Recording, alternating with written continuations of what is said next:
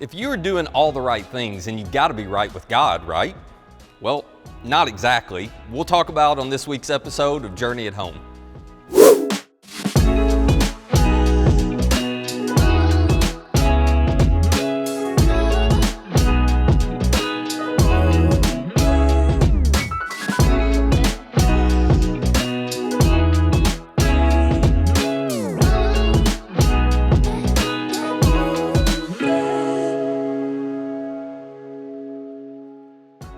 Well, hey everybody, thanks for tuning in today. So I have a theory that in spite of our differences and our unique points of view on life and politics and faith, we all actually believe life works pretty much the same way. So let's just see if my theory is correct and holds true, okay?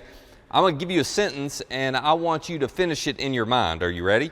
You reap what you sow. What goes around comes around, and you get what's coming to you, right? Exactly. We all believe this is pretty much how life works and how life should work, and we live our lives assuming life's going to work this way, don't we?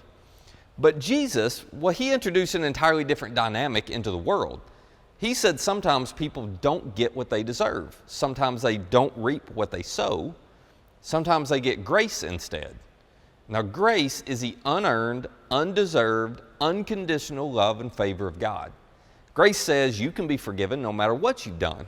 Grace says you can be loved no matter who you are. Grace says you get to have another chance even if you blew the last one. Grace says that your value is not found in what you do, but in whose you are.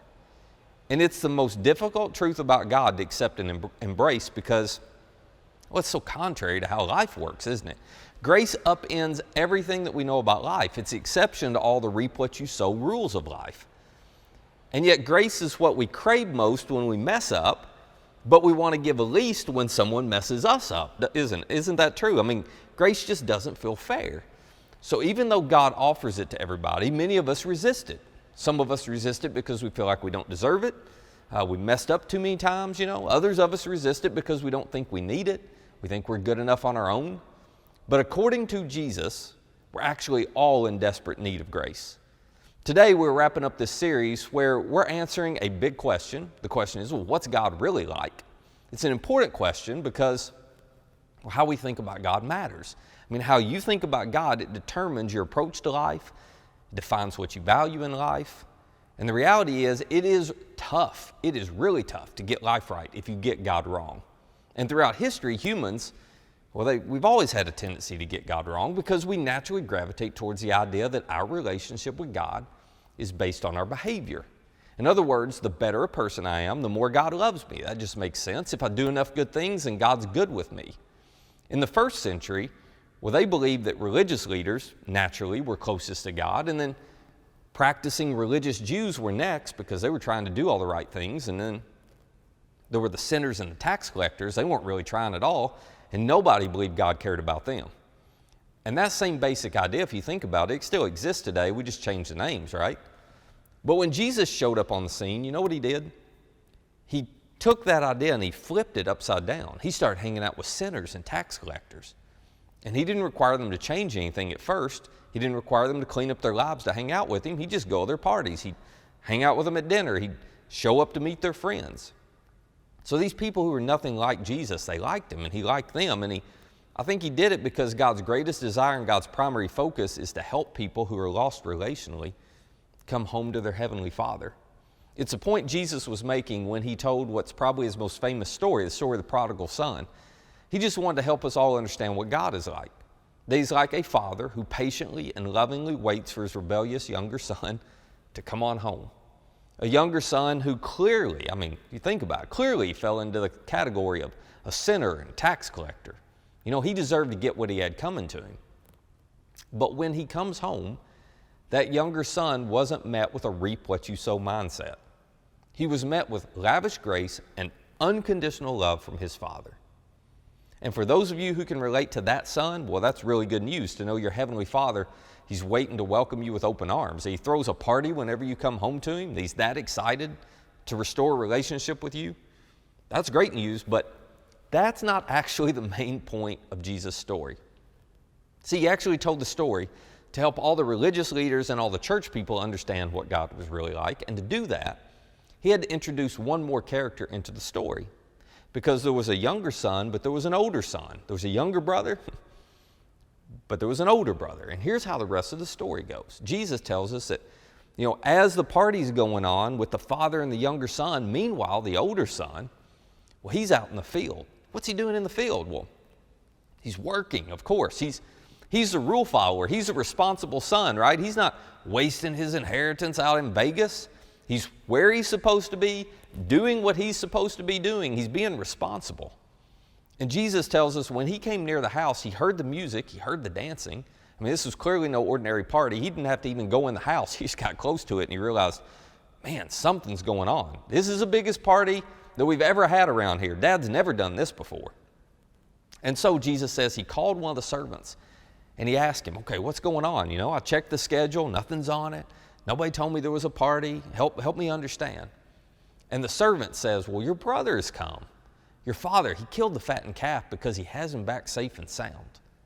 To which this older brother goes, excuse me, he did what? He killed what? I mean, meat was so valuable back then. We can't really understand this. It was so valuable. You wouldn't kill your special fat cow unless it was a huge occasion.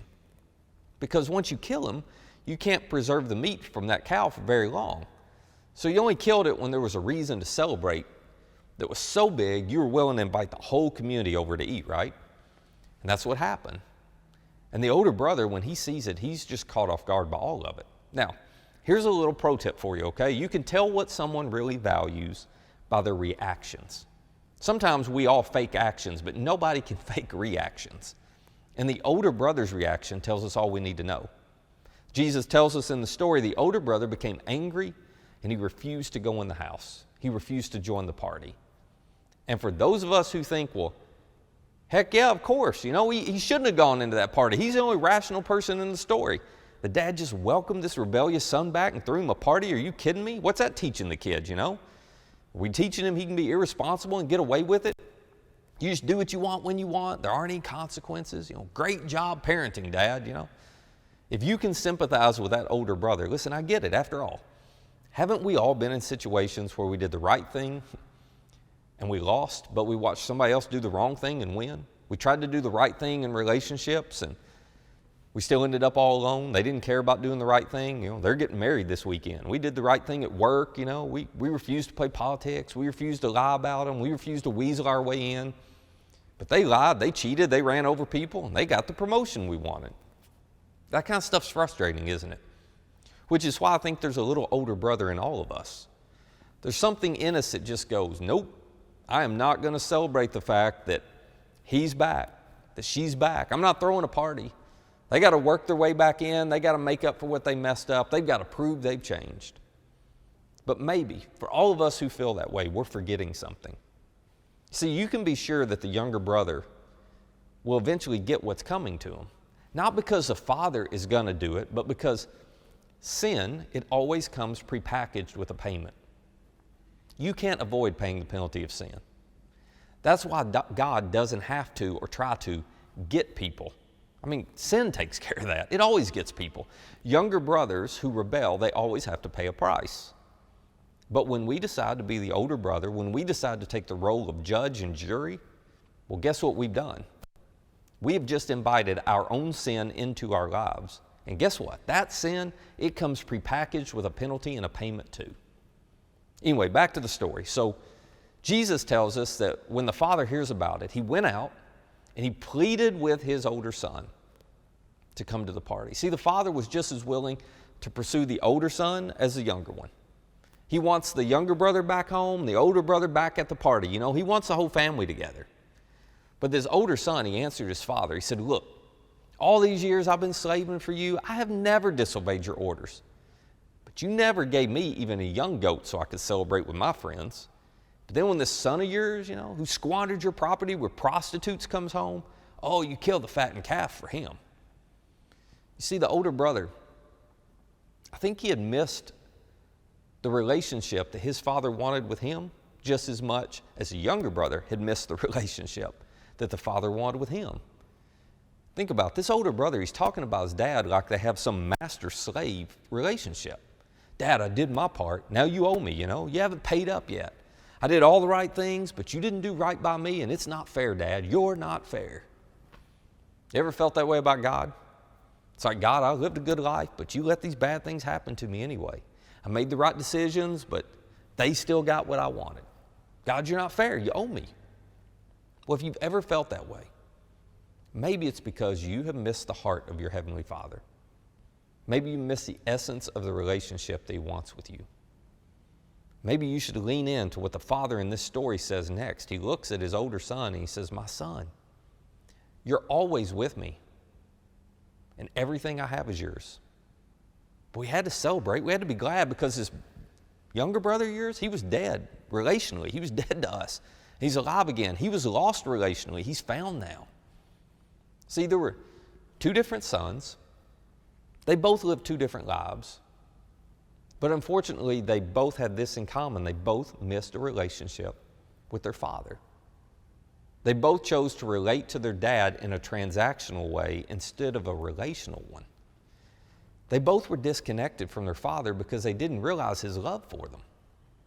One of them, their younger son, his rebellion was obvious, right? It was external. Everybody could see it. But the older son, well, he was rebelling too. His rebellion was just hidden. It was internal, where you had to look for it. But they both had the same problem. They had both chosen not to value, to walk away from a relationship with their father. So, here's the question I would have for you. Are you one of these brothers? Can you relate? Are you in an open rebellion? Maybe you're resisting the God who loves you. Maybe you're chasing the freedom you think is going to give you what you want in life. And if you are, I would just ask, well, how's that working for you? Or maybe you're like the older brother. Maybe you're doing all the right things. You're living a moral life. You're so good. But inside, you're so resentful. And you're so resistant to the grace and the love your Heavenly Father has for you and for the people around you. Maybe you think God owes you because of what you do. Listen, here's a great way to know. Ask yourself this. What do you feel when you see other people sin? Do you feel judgmental or do you feel compassionate? See, older brothers always fall into this trap of being arrogant instead of loving when they see sin in others. We always tend to be judgmental. So, I think my question for all of us is this. Do you feel like you're moving away from or towards your Heavenly Father? See, if you're moving toward Him, your relationship with Him matters to you more than anything else. You love Him for who He is, not what He does for you, not what He can give you. But if you're moving away from Him, listen, here's what I know. Then everything's transactional for you with God. It's not relational. If you're moving away, you feel like He owes you. It's a negotiation. There's a contract. It's about what you can get from Him, not who He is. And would you be willing just to pause and recognize that your Heavenly Father loves you? And what matters most to Him is the relationship with you. It is that simple. Nothing matters more. So you got to ask yourself, do you want that with Him? Or do you just want something from Him? Listen, one way will lead to freedom and joy in life.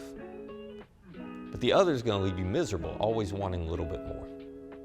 And you got to recognize your Heavenly Father, He's not a vending machine. He is a perfect, personal, loving Father. So would you start moving toward Him? Would you start interacting with Him that way?